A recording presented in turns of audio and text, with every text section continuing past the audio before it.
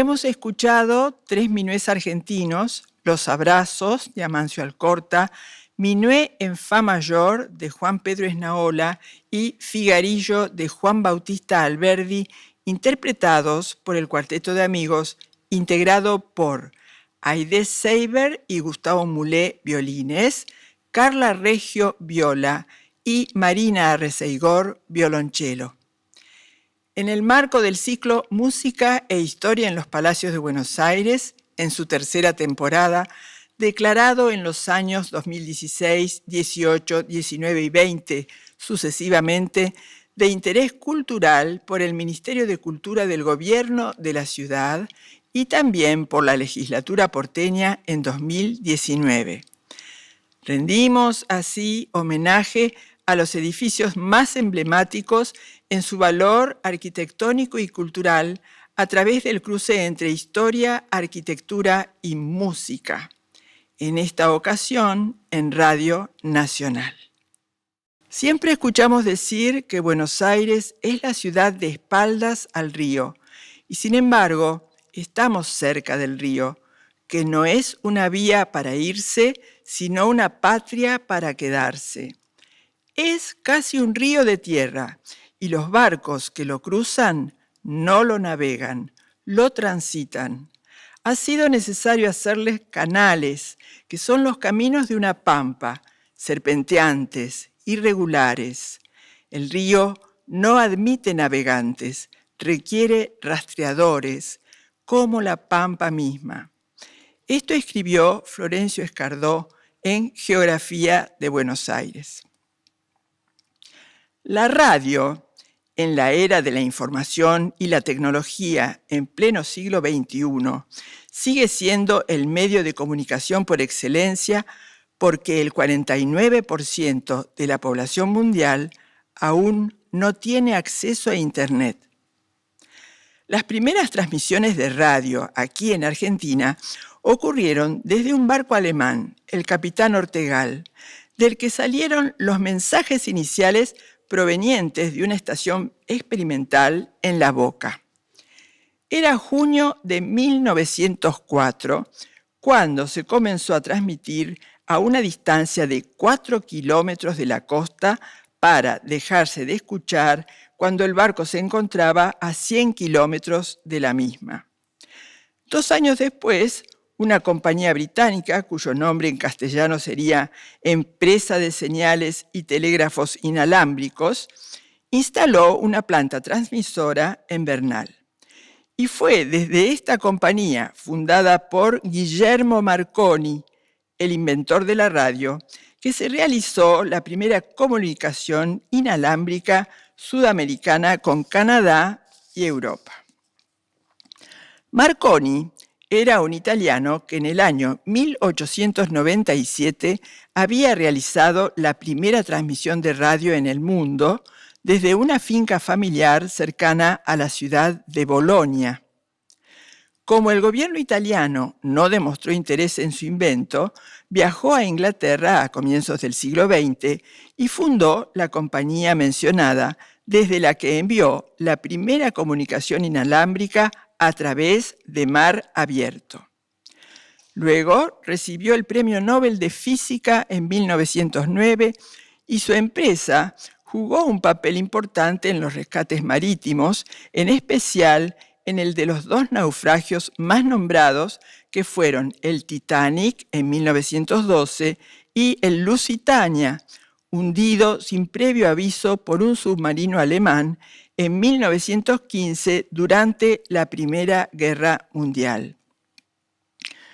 Pero lo que marcó el nacimiento de la radiofonía argentina fue la emisión de la noche del 27 de agosto de 1920, hecha por un grupo de aficionados, 4 jóvenes médicos, que lograron transmitir la ópera Parsifal desde el Teatro Coliseo a un reducido número de oyentes que poseían los receptores a galena. Fueron conocidos popularmente a partir de entonces como los locos de la azotea, porque se los veía con frecuencia sobre los techos tratando de mejorar la sensibilidad de sus equipos. Por este motivo, el año pasado, 2020, se celebró el centenario de la Radiofonía Nacional. A continuación, escucharemos una pieza de música de cámara, música originalmente creada para ser ejecutada en los grandes palacios de las cortes europeas. En nuestro país, a comienzos del siglo XIX, fue en las tertulias, vieja costumbre española, donde tuvo lugar el encuentro entre las élites y la música de salón. Y lo que la caracteriza es que cada músico toca una parte diferente y que no hay director. Los músicos deben estar situados de manera que puedan mirarse entre sí para lograr una mejor coordinación. Escucharemos al Cuarteto de Amigos interpretar Cuarteto número 1, opus 20 de Alberto Ginastera, cuarto movimiento alegremente rústico.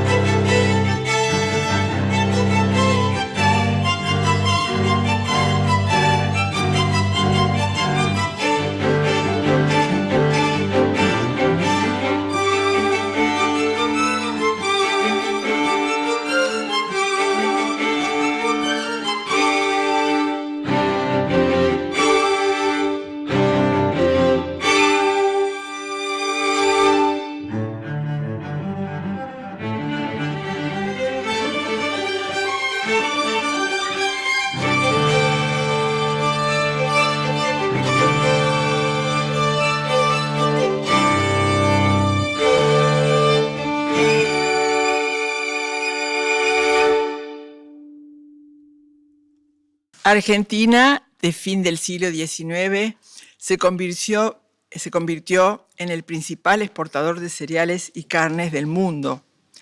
Como país resueltamente ganadero, no ha de extrañar saber que se establecieron tambos urbanos, el primero en la calle Irigoyen, cerca de la Plaza de Mayo.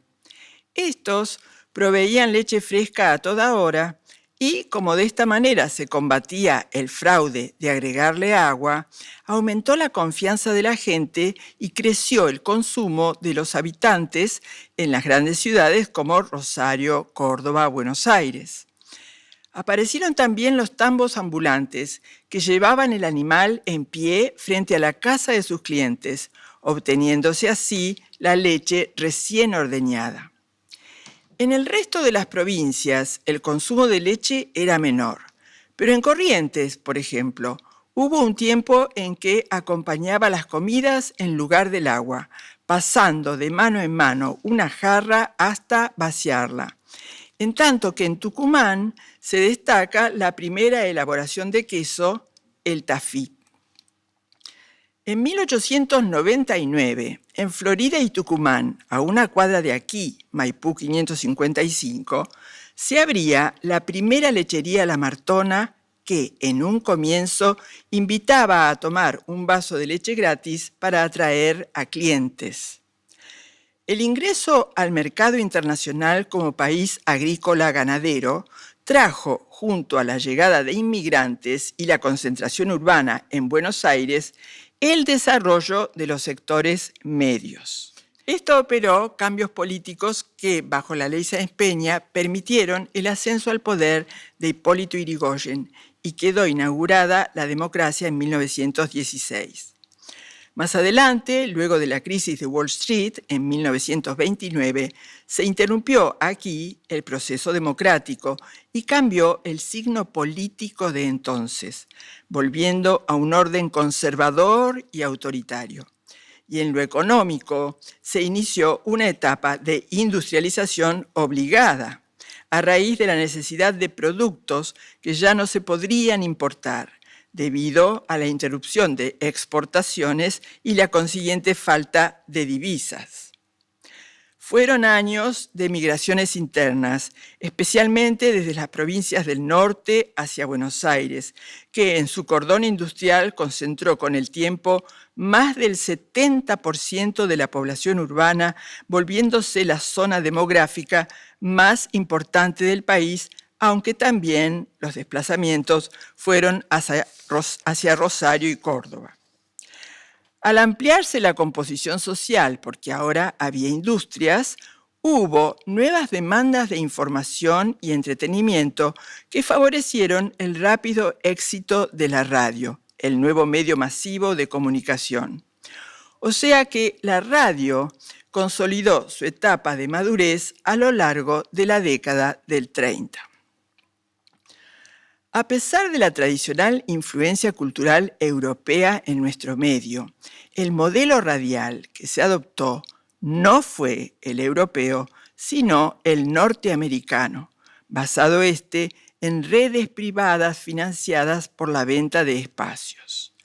Esto se debió a que en la década del 30 hubo una creciente injerencia de los Estados Unidos en América Latina y en particular en Argentina, a raíz de las grandes corporaciones que se habían ido instalando ya desde la década del 20 y que convirtieron a la radio en su foco de interés y en lugar de privilegio en la inversión publicitaria.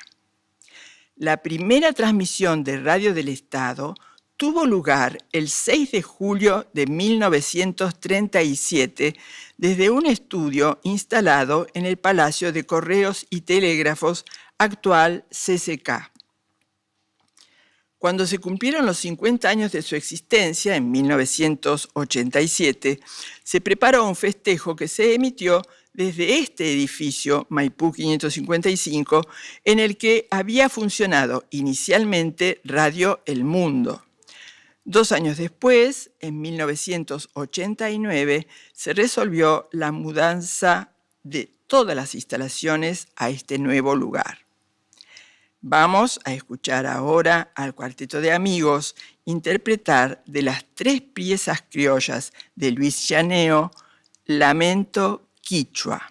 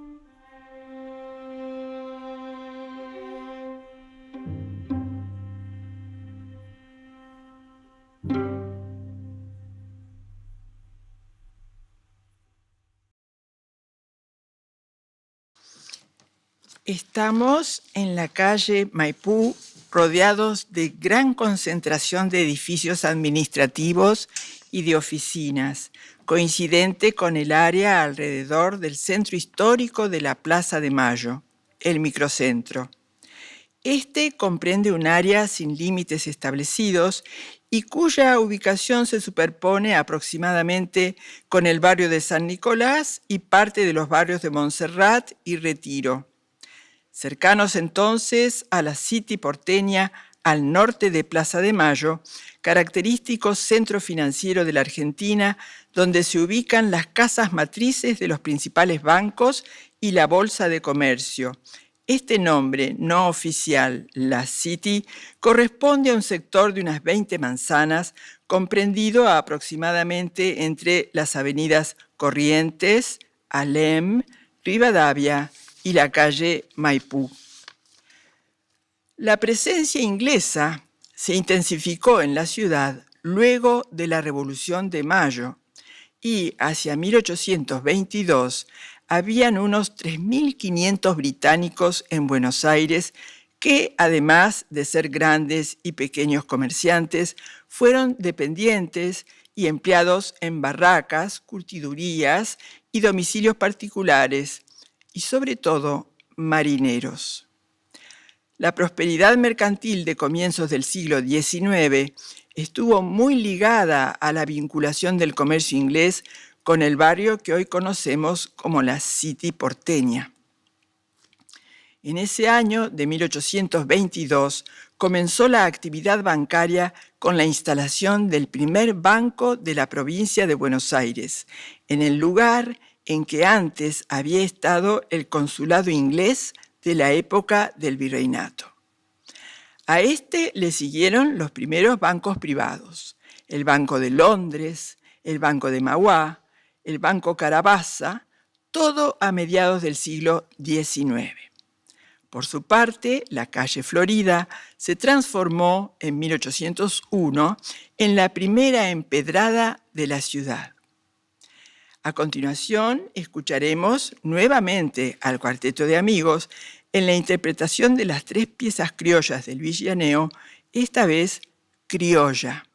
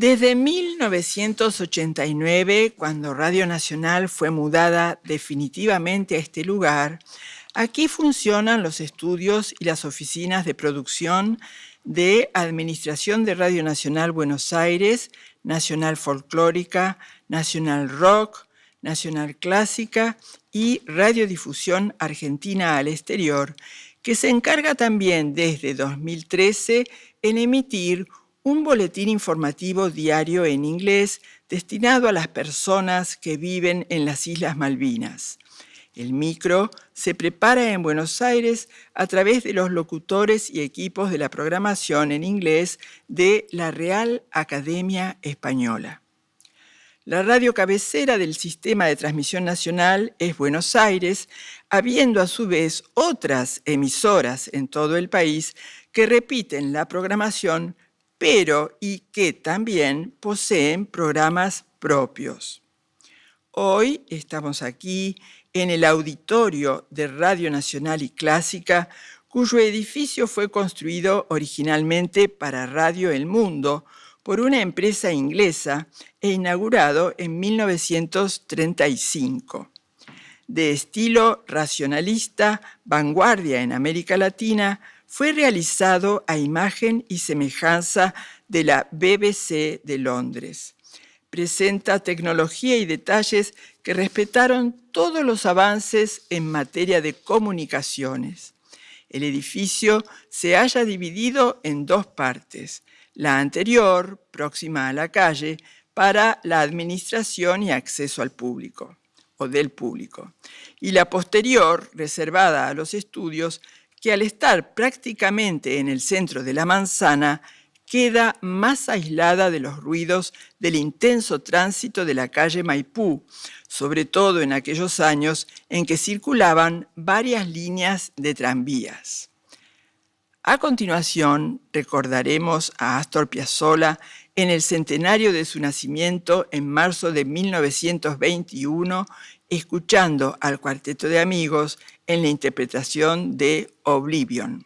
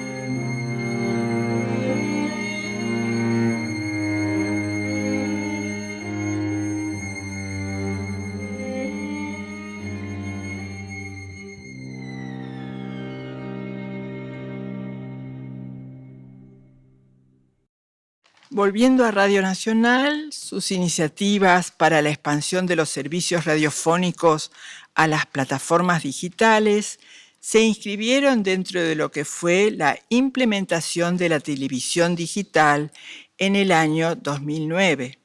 Así fue como se generaron nuevas vías de acceso al consumo cultural, en donde el Estado tuvo un rol indelegable que sirvió para garantizar la diversidad, tanto de fuentes como de contenidos y formatos, hasta lenguajes o enfoques. En un principio hubo 49 emisoras y luego 57, y cabe remarcar que desde el año 2013 cada emisora tuvo autonomía técnica, pero sin que esto invalidara la coordinación con la red federal.